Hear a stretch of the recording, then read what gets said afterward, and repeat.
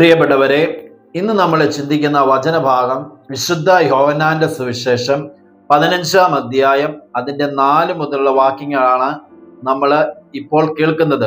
വചനം പറയുന്നു, മുന്തിരിച്ചെടിയിൽ നിൽക്കാതെ ശാഖയ്ക്ക് സ്വയമേവേ ഫലം പുറപ്പെടുവിക്കാൻ സാധിക്കാത്തതുപോലെ എന്നിൽ വസിക്കുന്നില്ലെങ്കിൽ നിങ്ങൾക്കും സാധിക്കുകയില്ല. ഞാൻ മുന്തിരിച്ചെടിയും നിങ്ങൾ ശാഖകളുമാണ്. അപ്പോൾ ഇവിടെ വചനം പറയുന്നതിനാണ്, മുന്തിരിച്ചെടിയിൽ നിൽക്കാതെ ശാഖയ്ക്ക് സ്വയം ഫലം പുറപ്പെടുവിക്കുവാൻ സാധിക്കാത്തതുപോലെ എന്നിൽ വസിക്കുന്നില്ലെങ്കിൽ നിങ്ങൾക്കും സാധിക്കുകയില്ല.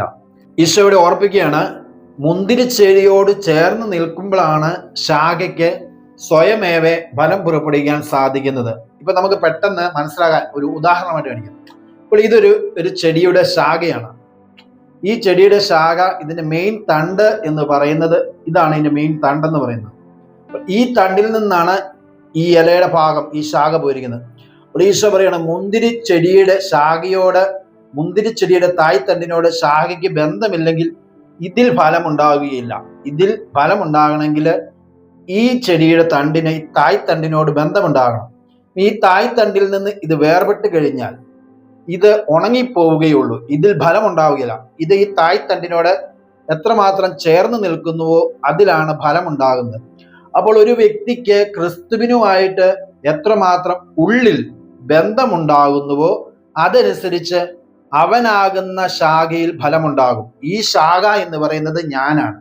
അപ്പോൾ എന്നിൽ ദൈവസ്നേഹം, ദൈവിക ജ്ഞാനം, മറ്റുള്ളവരോടുള്ള സ്നേഹം, ശുശ്രൂഷ മനോഭാവം എന്നിൽ എത്രമാത്രം ഉണ്ടാകണമെങ്കിൽ എനിക്ക് ക്രിസ്തുവാകുന്ന ശാഖയോട് ബന്ധമുണ്ടാകണം. ഈ ശാഖ എന്ന് പറയുന്നത് ഞാനാണ്. അപ്പോൾ എൻ്റെ ഉള്ളിൽ എത്രമാത്രം ക്രിസ്തുവിനോട് ബന്ധമുണ്ടാകുന്നുവോ അതനുസരിച്ചാണ് എന്നിൽ ഫലമുണ്ടാകും, എന്നിൽ ദൈവിക ജ്ഞാനമുണ്ടാകും, എന്നിൽ ദൈവ സ്നേഹമുണ്ടാകും, എനിക്ക് പരസ്നേഹമുണ്ടാകും, അയൽവാസികളോട് സ്നേഹമുണ്ടാകും. ഈ ശാഖയിലുണ്ട് എന്താണ്? ക്രിസ്തുവുമായിട്ട് ബന്ധമുണ്ടാകും. ഈ ബന്ധം ഒരു വ്യക്തിയുടെ ഉള്ളിലാണ്.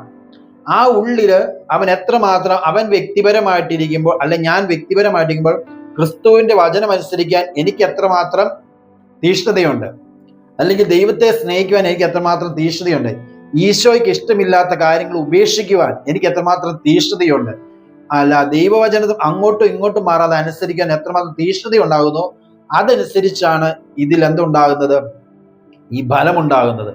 അതുകൊണ്ട് ഒരു വ്യക്തിയുടെ ക്രിസ്തുബന്ധം എന്ന് പറയുന്നത് ഉള്ളിലാണ്. അതുകൊണ്ട് നമുക്ക് ശ്രദ്ധിക്കാൻ മനസ്സിലാകും, ഒരു വ്യക്തിക്ക് ഫലമുണ്ടെങ്കിൽ ആ വ്യക്തിക്ക് ദൈവിക കൃപകളും ദൈവിക ശുശ്രൂഷകളും ആ വ്യക്തിയിൽ പരിശുദ്ധാത്മാവിന്റെ ബന്ധം വഴി, ഈശോയോടുള്ള ബന്ധം വഴി ആ വ്യക്തിക്ക് ഉണ്ടാകും. അല്ലാത്ത വ്യക്തിയുടെ പ്രത്യേകത എന്താണെന്നറിയാം? ഒരു ബ്രദർ ഉണ്ടാകും, ആ ബ്രദറിന്റെ കൂടെ ഈ വ്യക്തി എപ്പോഴും പ്രവർത്തിച്ചുകൊണ്ടിരിക്കും. ചുമ്മാ പ്രവർത്തിച്ചു പോകും. ആ വ്യക്തിക്ക് ക്രിസ്തുവുമായിട്ടുള്ള ബന്ധം അധികം ഉണ്ടാവുകയില്ല. ആ വ്യക്തി ഒരു കൂട്ടായ്മയോട് ചേർന്നായിരിക്കും. നമുക്കറിയാം, യേശുവിന്റെ കൂടെ നടന്ന ശിഷ്യന്മാര് 3 വർഷക്കാലം കഴിഞ്ഞ പരിശുദ്ധാത്മാവ് നിറഞ്ഞപ്പോൾ അവരോരോരുത്തരും വചനം പഠിപ്പിക്കുന്നവരും അവരോരോരുത്തരും അത്ഭുതം ചെയ്യുന്നവരും ആയിത്തീർന്നു. കാരണം എന്താണ്? ഈ പരിശുദ്ധാത്മാവ് മുഖേന അവർക്ക് ഫലമുണ്ടാകുകയാണ്. അതിന് പ്രിയപ്പെട്ടവരെ, നമ്മുടെ ഹൃദയത്തിൽ ഫലമുണ്ടെങ്കിൽ നമ്മളിൽ ഫലമുണ്ടാകും. ഇല്ലെങ്കിൽ നമ്മൾ 365 ദിവസവും മറ്റു വ്യക്തികളുടെ കൂടെ ഇങ്ങനെ വെറുതെ ഓടി നടക്കും. ഞാനാകുന്ന അതിൽ ഫലമുണ്ടാകാം. വെറുതെ ഒരു പരിശുദ്ധ കുർബാനയ്ക്ക് പോകും, വീട്ടിലൊരു കുടുംബ പ്രാർത്ഥന ചെയ്യും, അല്പം കിട്ടുമ്പോൾ വചനം വായിക്കും. ഇങ്ങനെ ഞാൻ പുറത്ത് നടക്കുന്ന ശുശ്രൂഷ ആയിട്ട് ഇങ്ങനെ പോയിക്കൊണ്ടിരിക്കും. എൻ്റെ ഉള്ളിൽ എനിക്ക് വ്യക്തിപരമായിട്ട് ഈശോയെ കുറിച്ച് പറയാനോ ഈശോയ്ക്ക് വേണ്ടി ചെയ്യുന്ന ഒരു ടീമിൽ മാത്രമായിരിക്കും ഞാൻ എപ്പോഴും വർക്ക് ചെയ്തുകൊണ്ടിരിക്കുന്നത്. ഞാൻ വ്യക്തിപരമായിട്ട് വർക്കിംഗ് അല്ല. പരിശുദ്ധാത്മാവ് എന്നറിയുന്ന വ്യക്തി ഒറ്റയ്ക്ക്, അവനെ ആരും നിർബന്ധിക്കലും അവൻ ഈ ശാഖയിൽ നിന്നുള്ള ഫലം പുറത്തോട്ട് പുറപ്പെടുവിച്ചുകൊണ്ടിരിക്കും. കാരണം എന്താ? അവന് ക്രിസ്തുവുമായിട്ടുള്ള ബന്ധമുണ്ട്. അതുകൊണ്ടാണ് ഉൽപ്പത്തിയുടെ പുസ്തകത്തിന്റെ പ്രത്യേകത പറയുന്നത്. ഉൽപ്പത്തി പുസ്തകത്തിനകത്ത് ആദത്തിന് ഹൗവായ്ക്കും ഭക്ഷണം കഴിക്കാൻ കൊടുക്കുമ്പോൾ 1:21 പറയുകയാണ്, വിത്ത് ഉൾക്കൊള്ളുന്ന പഴങ്ങൾ കായ്ക്കുന്ന എല്ലാ വൃക്ഷങ്ങളും നൽകി എന്ന് പറയുന്നത്. വിത്ത് ഉൾക്കൊള്ളുന്ന പഴങ്ങൾ കായ്ക്കുന്ന, നമുക്കറിയാം വിത്ത്, അതിന്റെ സീഡ് അതിന്റെ ഉള്ളിലാണ്. ഇപ്പൊ മാങ്ങയുടെ അതിന്റെ വിത്ത് അതിന്റെ അകത്താണ്. ഇപ്പൊ പേരയ്ക്കയുടെ കുരു അതിന്റെ അകത്താണ്. കാരണം എന്താ? വിത്ത് ഉൾക്കൊള്ളുന്ന പഴങ്ങൾ എന്ന് പറയുന്നതിൽ ഈശോ നമ്മളെയും പറയുന്നത് ഫലമായിട്ടാണ് പറയുന്നത്, അമ്മയുടെ ഉദരത്തിൽ നിന്ന് വരുന്നവരെ. അതുകൊണ്ടാണല്ലോ ലൂക്കായുടെ സുവിശേഷം നമ്മൾ കാണുന്നത്, എലിസബത്ത് നീ സ്ത്രീകൾ അയക്കുന്ന നിന്റെ ഉദരഫലം ഫലം എന്ന് പറയുന്നത്. അപ്പം നമ്മുടെ ഉള്ളിലെയും സീഡ് ഈ ഉള്ളിലാണ്, പരിശുദ്ധാത്മാവ് ഉള്ളിലാണ്. വിത്ത് ഫലം പുറപ്പെടുവിക്കുന്ന വിത്ത് എവിടെയാണ്? ഉള്ളിലാണ് പരിശുദ്ധാത്മാവ്. നമുക്ക് ക്രിസ്തുവുമായിട്ട് ബന്ധമുണ്ടോ ഇല്ലയോ എന്ന് അറിയാൻ പറ്റുന്നില്ല. നമ്മളാകുന്ന ശാഖയിൽ ഫലമുണ്ടോ? നമ്മളൊരു കൂട്ടായ്മയിൽ ഓടി നടന്ന് ചെയ്യുന്നുണ്ടോന്നല്ല, എനിക്ക് ഒറ്റയ്ക്ക് ഇരിക്കുമ്പോൾ ഈശോയ്ക്ക് വേണ്ടി ചെയ്യുവാനും പ്രവർത്തിക്കുവാനും എന്നെ പരിശുദ്ധാത്മാവ് പ്രേരിപ്പിക്കുന്നു. അതാണ് അടയാളം. സ്നേഹം, ക്ഷമ, ദൈവവചന പ്രഘോഷണം, ജീവിക്കുക, മറ്റുള്ളവരെ സ്നേഹിക്കുക. ഞാനാകുന്ന ശാഖയിൽ ഫലമുണ്ടോ? അതാണ് പ്രിയപ്പെട്ടവരെ നമ്മൾ ശ്രദ്ധിക്കേണ്ടത്.